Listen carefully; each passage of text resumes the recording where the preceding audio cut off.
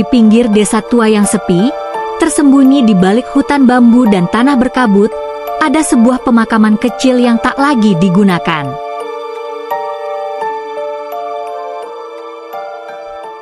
Orang-orang menyebutnya Taman Arwah Lembah Sunyi. Dulu, setiap kematian di desa pasti dikuburkan di sana. Tapi entah sejak kapan, orang-orang mulai enggan datang. Konon katanya, pemakaman itu membawa kutukan. Banyak yang hilang, banyak pula yang kembali, berbeda. Namun masih ada satu orang yang setia bekerja di sana. Namanya Pak Armin, penggali kubur terakhir. Tua, pendiam, dan selalu terlihat menggali atau menambal nisan yang retak. Ia tinggal di pondok kecil di ujung pemakaman. Tak pernah menikah, tak punya keluarga. Hidupnya hanya untuk menggali dan menutup. Banyak yang bilang, Pak Armin sudah terlalu lama hidup di antara orang mati, hingga ia tak lagi mengenal yang hidup. Pada suatu malam bulan baru, desa diguncang berita duka. Seorang gadis muda bernama Mira meninggal mendadak. Tak ada penyakit, tak ada luka. Hanya tubuhnya yang dingin dan senyum tipis di wajahnya, seperti sedang tidur atau menyimpan rahasia. Jenazah Mira pun dibawa ke pemakaman tua. Meski orang tuanya ingin dikubur di tempat baru, wasiat gadis itu berkata lain. Kembalikan aku ke tempat asal, ke Taman Arwah. Pak Armin menerima jenazahnya tanpa bicara. Ia hanya mengangguk pelan, lalu mulai menggali seperti biasa. Tapi malam itu tidak seperti biasa. Saat ia mengayunkan cangkul ke tanah, ia mendengar suara bisikan. Sudah cukup, jangan dibuka lagi. Ia berhenti sejenak, memandang sekeliling. Tak ada siapa-siapa. Hanya kabut, nisan tua, dan pohon beringin hitam di pojok pemakaman yang seperti makin membesar tiap malam. Namun suara itu datang lagi, kali ini dari bawah tanah. Kembalikan dia. Jangan satukan dengan kami. Pak Armin mengabaikannya. Ia sudah terbiasa dengan suara-suara aneh. Baginya, makam hanyalah tanah dan tulang. Ia terus menggali. Tapi saat sekopnya menyentuh lapisan tanah yang lebih dalam, ia menemukan sesuatu yang tak biasa. Sebuah peti kayu tua, bukan milik Mira, tapi terkubur di dasar liang yang sama. Peti itu terkunci rapat. Tak ada nama, tak ada nisan.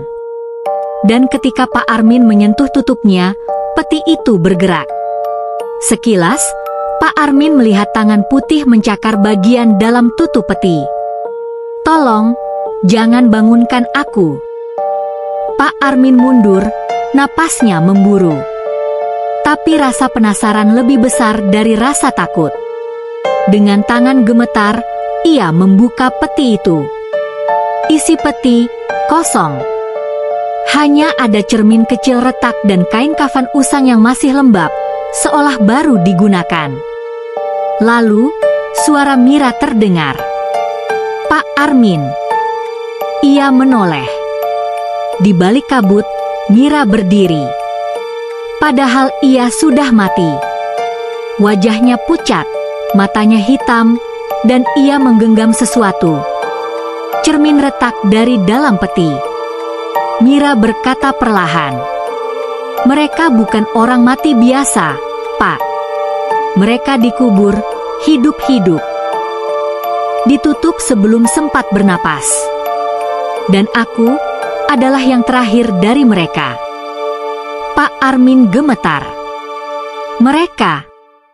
Mira menunjuk ke sekeliling nisan tua. Mereka yang bersuara dari tanah. Yang mencoba memperingatkan. Kau sudah mengubur mereka semua.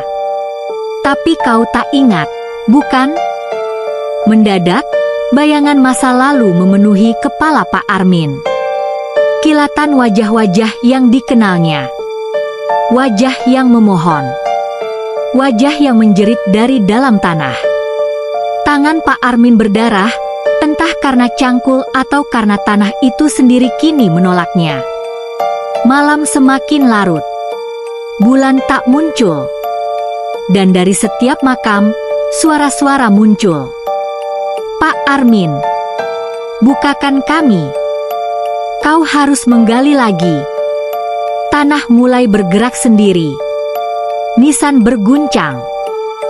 Kabut menebal dan menjerat. Pak Armin berlari, tapi tak ada jalan keluar. Pemakaman berubah menjadi labirin batu nisan. Dan di tengahnya, Mira berdiri sambil menggali. Kali ini, menggali untuk Pak Armin. Kini giliranku menutup liang. Kau sudah lama menunggu. Pak Armin berteriak, tapi tak ada suara keluar. Saat tanah mulai menelannya, ia melihat wajah-wajah di sekelilingnya. Semua tersenyum. Semua menunggu. Dan ketika tanah menutup wajahnya, suara terakhir yang terdengar adalah, "Selamat datang, penggali kubur terakhir." Sejak malam itu, Pak Armin tak pernah terlihat lagi. Pondok kecilnya kosong. Dan pemakaman tua itu kian sunyi. Tapi bila kau berani datang saat malam tak berbintang, kadang terdengar suara cangkul. Dan kalau kau beruntung atau sial, kau bisa mendengar bisikan dari bawah tanah. Gilirannya sudah tiba.